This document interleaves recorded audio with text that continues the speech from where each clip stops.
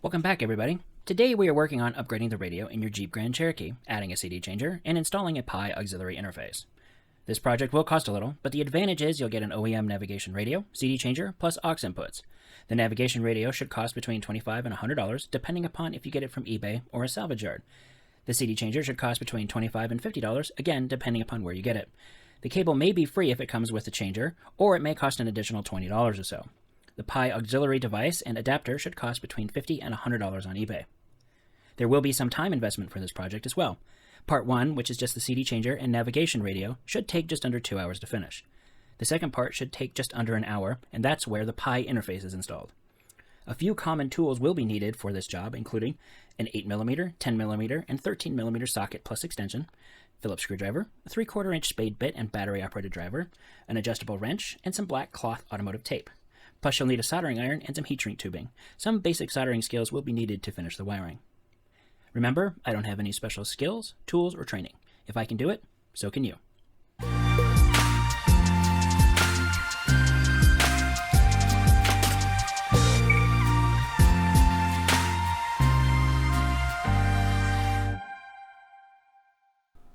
Here's what your Jeep dash should look like with that older style radio, or the OEM radio. Let's go ahead and take it out. Now, I forgot to record taking out the radio in mine, so I went to the salvage yard. First thing you need to do is just remove that trim. You can use like a 3D printed tool like I had there, or you can just use a screwdriver. Pretty easy to get it off of those 4 clips, and then 4 screws to remove the radio.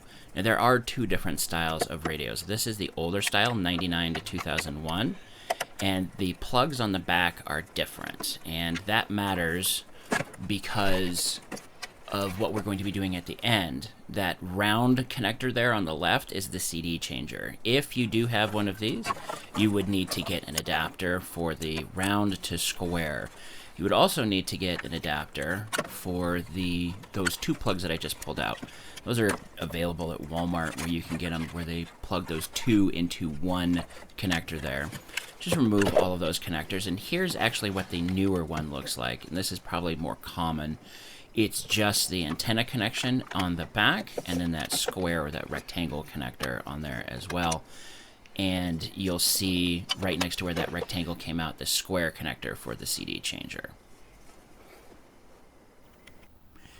Now, we need to take off this center console because we're going to be running the cable underneath the center console and underneath the carpet. Now, it's going to go right there on the left side, the driver's side. Originally, it actually went by the doors on the passenger side. And for ease of installation, I'm just running it straight underneath the engine, transmission, transfer case, drive shaft tunnel. And it's going to be a pretty straight shot right up to the amplifier, which is there in the upper right-hand corner, which if you don't have an amplifier, you'll definitely need to have an amplifier for this mod. And I'll show you tying into that amplifier here in just a little bit.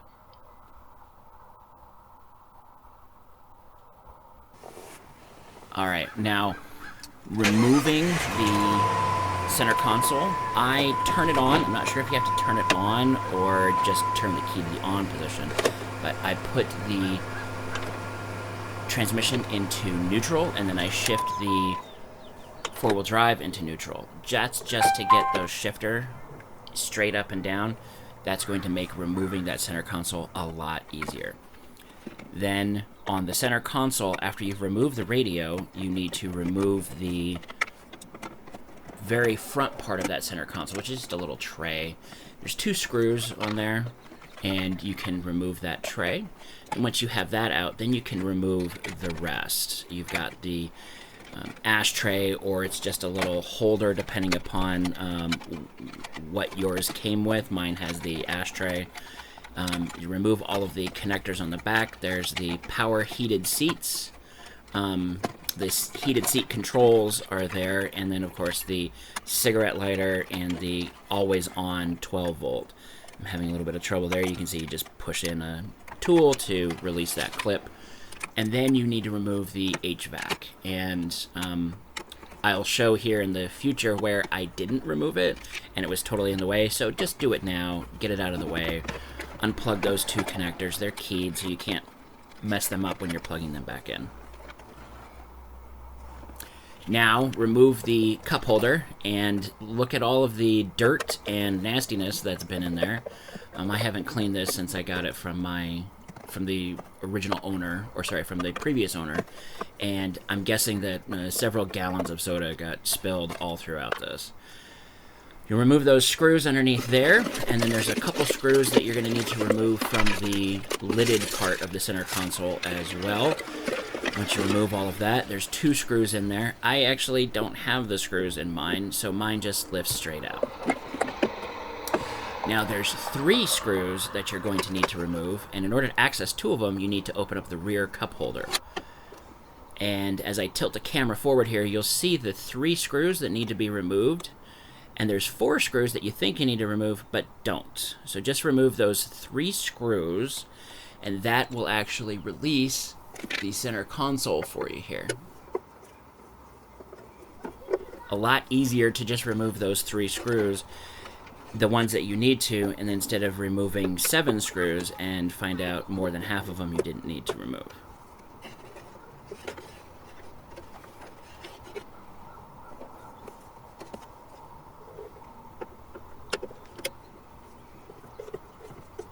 Now that all 3 screws are out, it'll make removing the center console a piece of cake.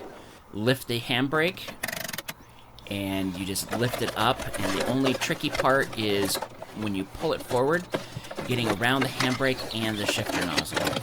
And twist it, pull it, and it's done.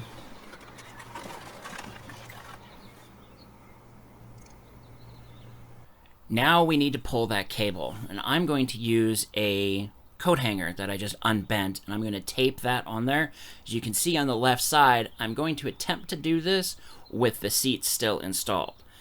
And that's actually a bad idea, which you'll see in a second here, but the idea is to get the cable to run underneath the carpet and over the top of that, the metal.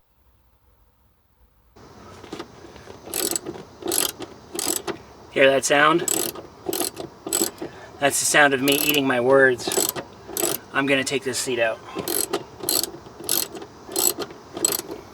That's much better. Now we can actually lift up this carpet here, and we're going to, where I'm pointing there is where we're hoping that coat hanger, which is in the top there, is going to be coming out. The idea is that we push the coat hanger from the front underneath the carpet and tape that cable to the end of the coat hanger so that we can pull it forward. Tricky part here is getting that coat hanger to not dig into the metal and not dig into the carpet so that we can actually have access to that right there, and you can see where it's kind of stuck there.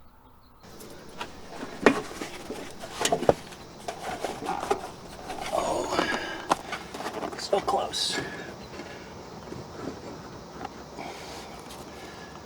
I need to adjust the angle. What's happening is that the angle keeps coming up and butting up against the taper here, so I just need to keep adjusting the angle.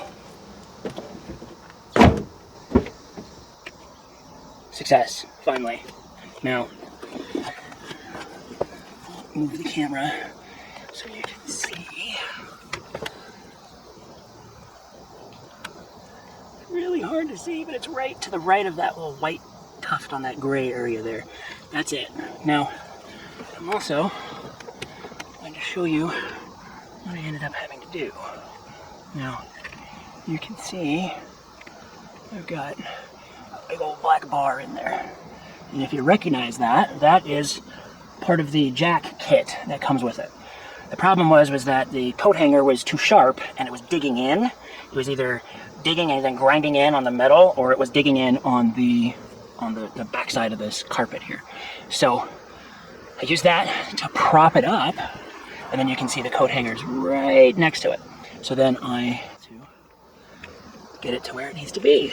So now all I need to do is get some electrical tape, tape this into it, and pull it through. have the electrical tape now, and I just wrapped it around the plug and then taped it to the end of the coat hanger. The idea here is to pull it forward with that bar that I borrowed from the jack, kind of acting as a prop to give some space for that to go through. The plug is obviously larger than the cable, so we need a little bit of extra space in there to allow for that plug to be pulled through. And then I move to the front, and I'm pulling it from the front, and I'm having some success here. However, you can see that it's going very slowly, and it's hard to manage this part. This is one of the trickiest parts on here.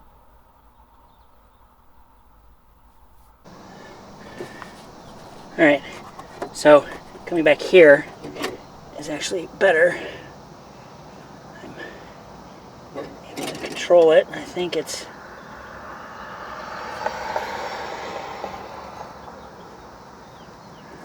going through the way it's supposed to here.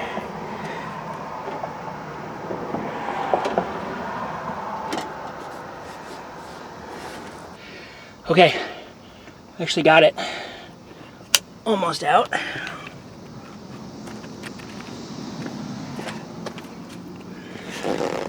You can see, there it is right there.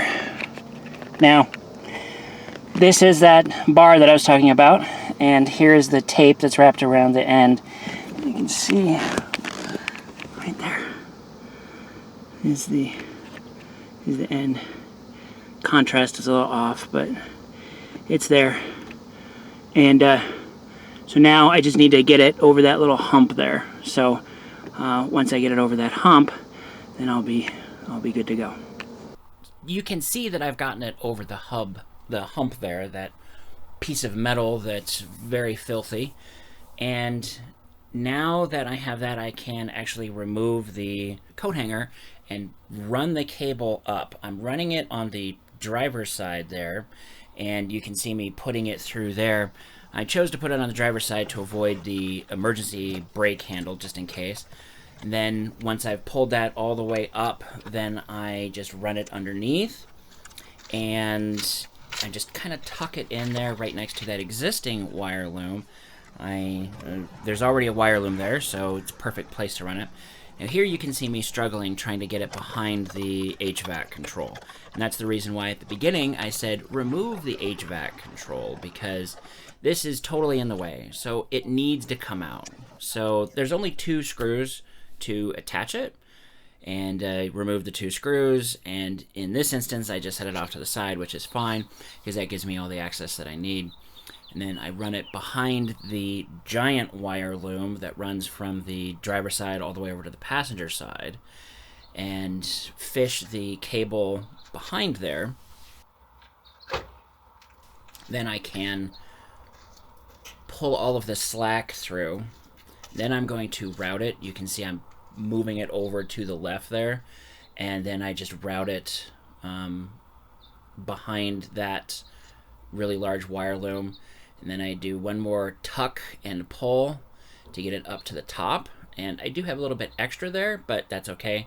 Better to have too much and not need it than not enough and need some more. Now it's time to break out the drill.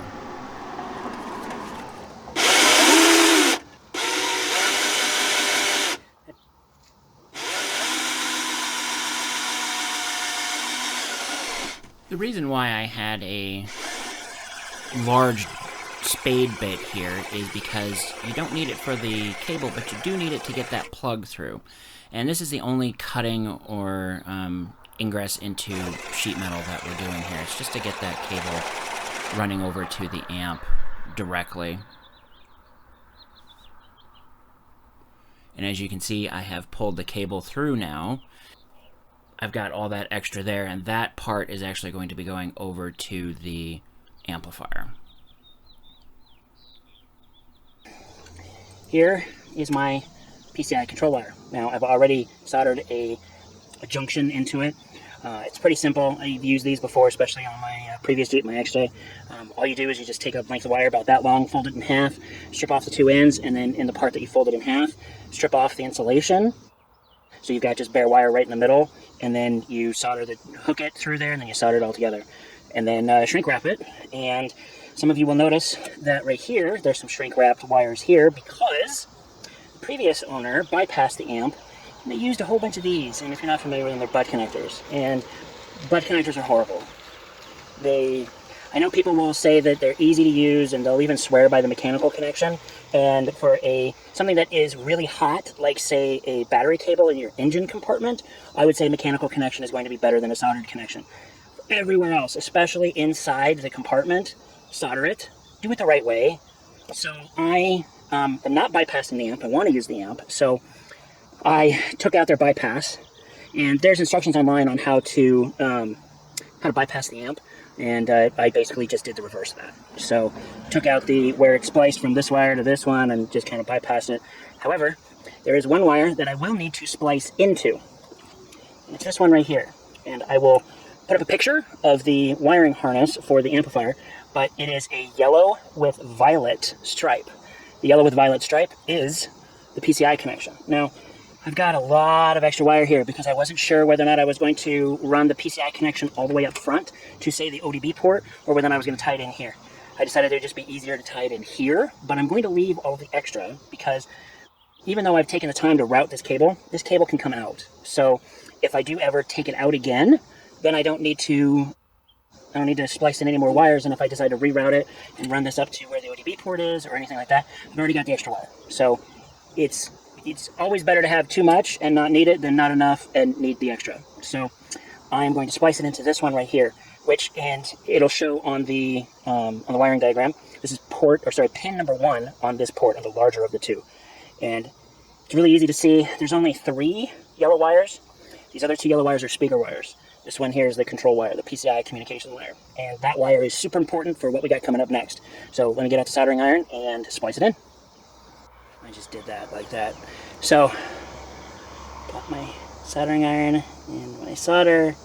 Now that side's already tinned because I did that on the countertop in my apartment. This one, obviously I couldn't, so I gotta tin it here. Okay, so that's tinned. And I left just a little bit of solder on the soldering iron.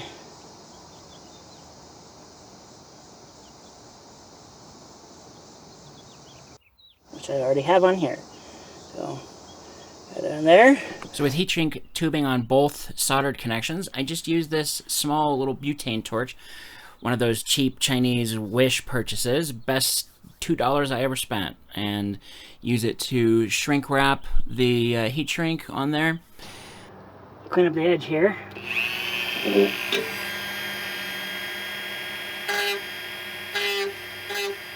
The only reason why I need to use the Dremel is just because I'm trying to clean up the edge there, make it so it's not sharp. I'm just checking it to make sure that that we're not going to have a worry about the cables getting cut underneath there. Somebody kicks it or pushes something underneath the carpet there and pushes the cable up against a sharp edge. And you can see I also put some black tape in here, and I did that just to protect it because I didn't have a grommet to do that. If you had a grommet, you could just put it in there, or I just used that black tape to seal the edges there. And you can see that extra PCI wire, the length of the PCI wire that's just going to tuck underneath, and then you can see the full length of where the cable actually runs. And I run it all the way to the back to near where the CD changer actually goes into that compartment. I decided I was going to clean everything up, so I'll show you the end result. I mean, it didn't do a perfect job, but I took it over to the car wash and vacuumed it and cleaned up some of the goo that was in here from the previous owner. If you were only wanting to upgrade the navigation radio and the CD changer, you just need to put the center console back and the center stack back together, and you're finished. Thanks for watching. If you're interested in the P.I.E auxiliary interface installation, that part is coming up next.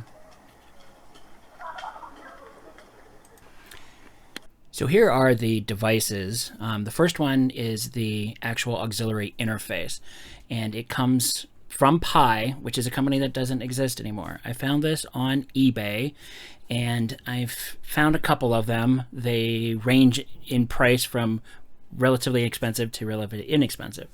That aux one that was just circled there, that plugs in to your to an aux cable, and then this X3 harness is what does the magic and connects up into the CD player.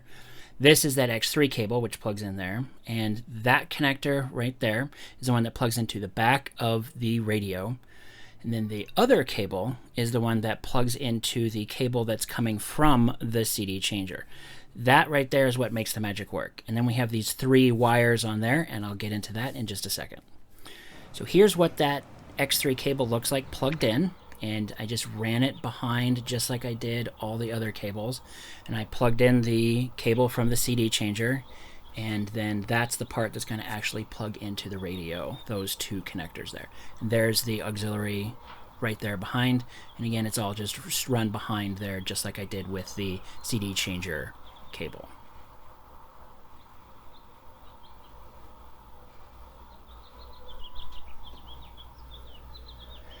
This is the control, and you can see there's a CD, then X1, 2, and 3. Those are the auxiliary inputs. Here is where we need to tie into power, and you can see the black and the red, which I've already done. The black is common ground, the red is switched 12 volts, and then the yellow that's hanging there is constant 12 volts. And we're going to be going into the right side power adapter because that is the constant. I'm going to splice it in here. I'm going to show you how I spliced it in from the beginning. The first thing we need to do obviously is cut that cable. A good rule of thumb, but not always the case, but a good rule of thumb, black is going to be ground or common, and then the colored is going to be either the signal or the voltage in, and that's that 12 volts in, and we're going to connect it up to the yellow wire there.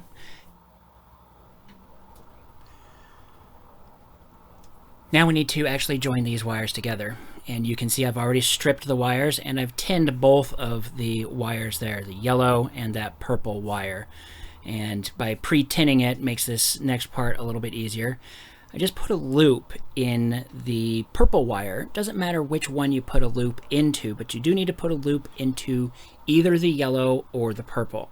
And I'll show you here in a second how we do this. You remember from before where I made that bridge wire? Well, here's the wire that has just that part in the middle that hasn't been soldered. And the reason why we don't solder that or tin that ahead of time is so we can bend it. You bend it and then hook it around that hook that you just made. And then I use the snips to just lightly put some pressure on it. Then I solder it all together with the soldering iron. That allows you to tap into your connection here in a pretty easy manner, but not only in an easy manner, but something that is easily identifiable to somebody who isn't you. So down the road, if you were to sell your vehicle or give it to somebody and they have no idea the stuff that you've done, they can look back and see what you've done here. And that's another reason why I'm using some color coding on the shrink wrap so that you can see the red over the red, the black over the black, and then the yellow over the yellow. That matches the color coding for the P.I.E interface. Again, I'm using that little butane torch to just shrink it on there. It fits over the connection. There's a little bit of a gap on the end of it that's towards the plug side, but that's fine. You're just trying to get it so that it's not making a short connection to any exposed metal in there or any other exposed wires in there.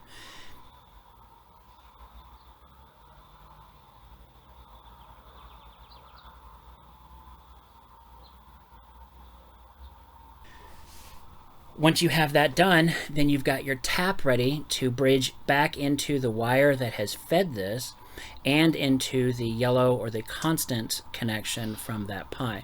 And I'll solder up the constant wire from the Pi first, and since I've pre-tinned all of the wires, this makes it really easy. You just get a little bit of solder on there, and a little bit of solder on the soldering iron, and don't forget that you need to put your heat shrink tubing on there. And if you forget, then you'll need to break that connection and then put the heat shrink on there. You could always use electrical tape, but again, if you're going to do it, don't use butt connectors and don't use electrical tape. Just use the right stuff. Use some heat shrink tubing. Harbor Freight, you can get a pack of it for $8 that'll give you every size and color that you could possibly imagine for years. Then I put the heat shrink tubing on the other side, put some more solder on the soldering iron, and now I'm ready to connect the other side as well. You just have to worry about kind of bending the wires to the point where you can hold it. You don't want to leave it on there too long because your hands will get hot from the heat being transferred down the wire. But then run the heat shrink tubing back over and you're done. Here's everything buttoned back up. And you can see I have a little bit extra of that Pi cable. Again, better to have too much and not need it, and to have too little and not have enough.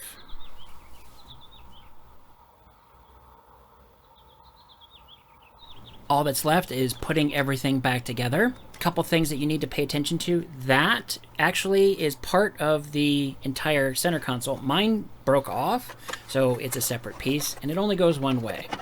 And then this part here is a little tricky getting it back on because you have to worry about the handbrake handle, you have to worry about the shifter, and you have to then worry about the positioning. So it doesn't take too long to do, but it took longer for me to put it back in than it did for me to get off, which is the reason why I'm showing you the process of putting it back on. Just make sure that that part there that you have it lined up, there's actually some foam that it tucks up underneath there, and that makes it a little bit easier.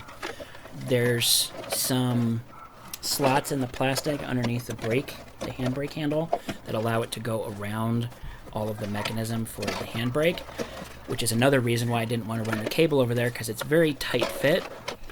But once you do have it in, you can get it all centered up and buttoned up, screw everything back together, put the center console back together and the center radio console back together, and you're good to go.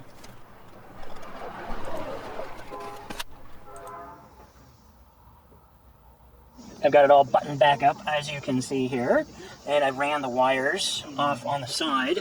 You can see them right down there.